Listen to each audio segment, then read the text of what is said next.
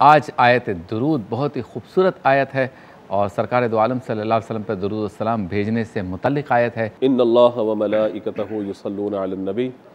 اللہ تبارک و تعالی ارشاد فرمایا کہ ان اللہ، بے شک اللہ تبارک و تعالی و ملائکتہ اور اس کے فرشتے، یصلون درود بھیجتے ہیں علی النبی، نبی پر۔ یا ایہا الذین آمنوا، اے ایمان والو، صلو درود بھیجو تم علیہ، ان پر، یعنی نبی پاک علیہ السلام پر، وسلموا اور سلام بھیجو تسلیما، خوب اور ہمیشگی کے ساتھ۔ یہاں اس آیت مبارکہ میں جہاں نبی مکرم علیہ السلام کی عظیم شان کا اور آپ کی تعظیم کا ذکر فرمایا گیا، وہیں اللہ تبارک و تعالیٰ نے ایک کام جو اپنے ذمہ کرم پر لیا، اپنے فرشتوں کو اس کا حکم ارشاد فرمایا جو سب سے اعلیٰ مخلوق ہے، اور پھر اللہ تبارک و تعالیٰ نے جو زمین والے ہیں ان کے لیے اللہ تعالیٰ نے ارشاد فرمایا کہ آسمان میں فرشتے بھی درود بھیجتے ہیں، زمین میں اے ایمان والو تم بھی ہمارے محبوب علیہ السلام پر درود پاک بھیجو۔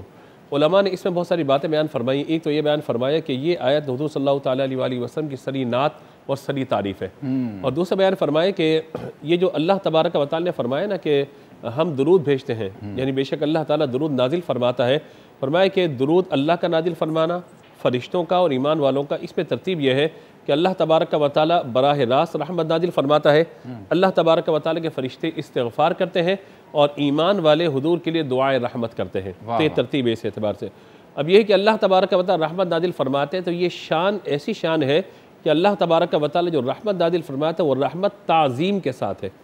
یعنی عظیم الشان تعظیم بھی ہے اس میں، یعنی ایسی رحمت نازل فرماتے جس میں حد درجے کی تعظیم اور غایت موجود ہے۔ یوں سمجھے اس کو کہ اللہ تبارک و تعالیٰ نے جب آدم علیہ السلام کے لیے حکم فرمایا فرشتوں کو کہ آدم علیہ السلام کو سجدہ کرو،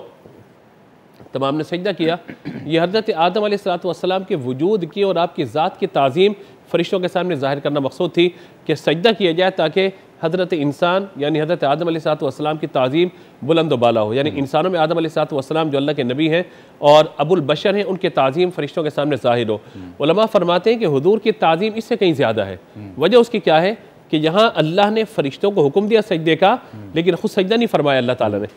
یہاں آیت درود کے اندر اللہ تعالیٰ نے فرمایا کہ میں بھی درود نازل کرتا ہوں، میرے فرشتے بھی نازل کرتے ہیں، اور ایمان والا تم بھی نازل کرو۔ وہاں فقط فرشتوں کا معاملہ تھا، انسان نے سجدہ نہیں کیا آدم علیہ السلام کو، نہ اللہ تبارک و تعالیٰ نے سجدہ کیا جو اس سے پاک ہے، لیکن سمجھانا مقصود یہ کہ تعظیم کی انتہا یہ ہے کہ اللہ تبارک و تعالیٰ کے محبوب صلی اللہ تعالیٰ علیہ وآلہ وسلم کو اللہ تعالیٰ نے اپنے اس قرب خاص میں جگہ عطا فرمائیے، وہ تعظیم عطا فرمائیے کہ اللہ رب العزت جل جلالہ خود بھی رحمت نازل فرماتا ہے، فرشتوں کو کہتا ہے کہ رحمت کی دعا کریں، اور ایمان والوں کو بھی کہا گیا کہ صلو علیہ وسلم تسلیما۔ اچھا پھر ایک بات اور ہے، وہ یہ ہے کہ اللہ تبارک و تعالیٰ نے صلو یعنی درود کی نسبت اپنی طرف فرمائی ہے، اور فرشتوں کو بھی کہا کہ درود کی نسبت، لیکن ایمان والوں کو دو باتیں بیان فرمائی ہیں۔ صلو علیہ وسلم،